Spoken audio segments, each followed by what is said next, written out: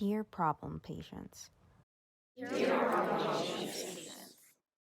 Dear problem patients, I want you to know that I believe you. No matter what is going on with your body or how strange it sounds when you try to explain it, I want you to know that I believe you. Maybe your friends are pulling away because you keep canceling plans and you don't have the words to explain why.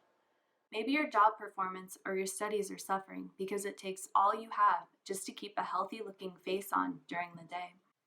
Maybe you stop work entirely because your foggy brain and your tired, aching body can no longer perform tasks that used to be easy.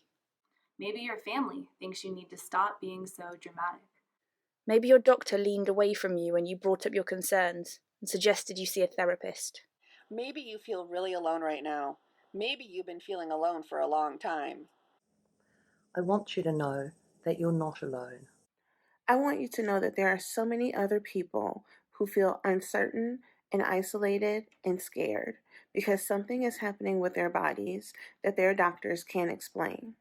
I want you to know that a diagnosis doesn't magically make these feelings go away.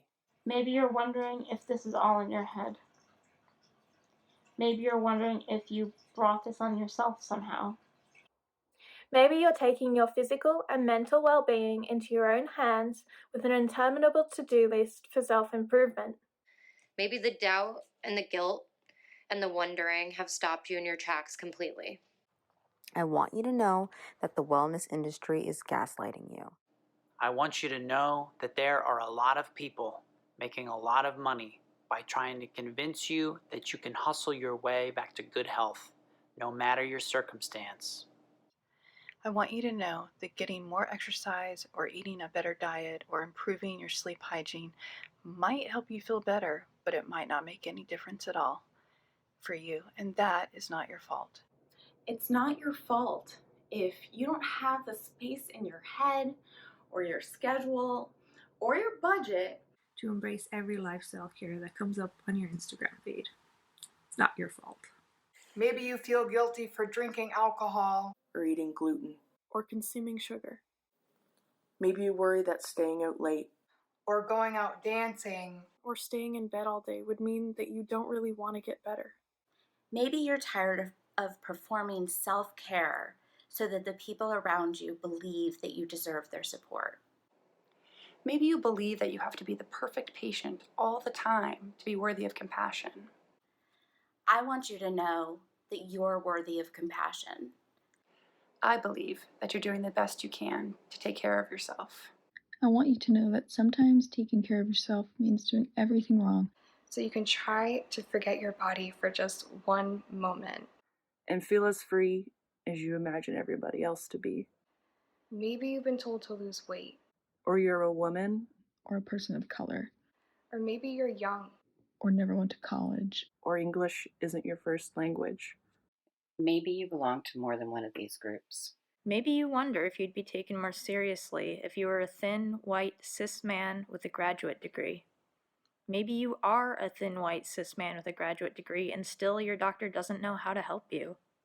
I want you to know the medical bias is real, but I also want you to know the way we see medicine practiced on television is a fantasy. I want you to know that you can have a great doctor and a real illness, and it still might take months, years, or even decades for doctors to find the root of your problem. And even if doctors never find the root of your problem, I want you to know that I believe that you have a problem. Maybe you're angry that the people that you counted on have stopped showing up for you. Maybe you're grieving the life you thought you'd have and the plans you made when you believed your body was healthy. Maybe you're sad or desperate or numb. Maybe you don't feel anything at all because you use all your energy just trying to survive. I want you to know that I'm angry and grieving too. Sometimes I feel sad, I feel desperate, I feel numb. And I also want you to know that talking to other people who know what this feels like has changed everything for me. I want you to know that it's okay to feel joy when your body is hurting. I want you to know that feeling joy doesn't undermine how much you're struggling. I want you to know that it's okay if you haven't found any joy in your struggle at all. Maybe you're thinking about sharing your story, but are waiting for a diagnosis or remission to give you a neat and tidy ending. Maybe you're already turning your story into art, but you're scared that people will think your pain is too much. Maybe you're yearning for stories like yours, but you don't know how to find them. I want you to know that your story doesn't need a neat and tidy ending. I want you to know that your pain isn't too much. I want you to know that somebody out there is yearning for a story just like yours. That is honest about pain or maybe joy and that ends in an uncertain and messy place. I want you to know your story matters.